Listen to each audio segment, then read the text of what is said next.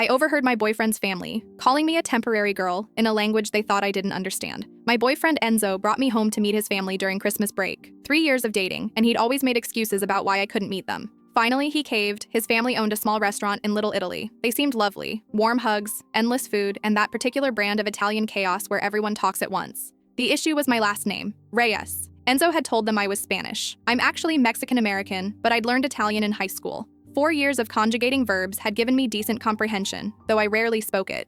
During dinner, Enzo's family switched between English and rapid Italian. I smiled and nodded, catching fragments. Nothing seemed unusual. Then his mother excused herself to the kitchen.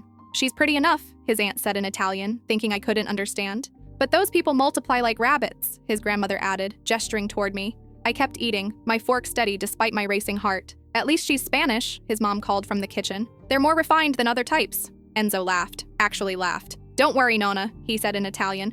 "I'm not marrying her. She's just for fun until I find someone suitable." The pasta turned to ash in my mouth. His cousin chimed in. "Good. Better to keep her as a side piece." They all nodded in agreement. I excused myself to the bathroom, shaking. 3 years. 3 years of him hiding me from family while apparently shopping for an Italian wife behind my back. When I returned, they were passing around baby photos. "This is your future daughter-in-law," his aunt said, showing pictures of some girl named Francesca. "From the Rossi family." Enzo took the photo and smiled. "She's beautiful. When do I meet her?" "Next month," his mother beamed. "Her father and yours have already discussed arrangements."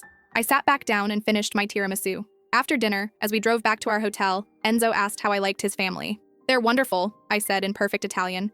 "Especially the part about your future wife, Francesca." He nearly crashed the car. "You speak Italian?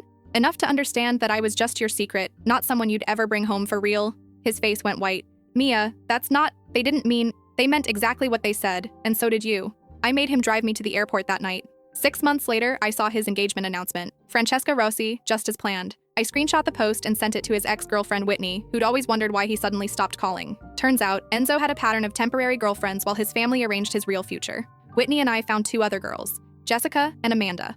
All of us had been told we were special while he shopped for an approved wife. The morning of his engagement party, all 4 of us showed up at the restaurant.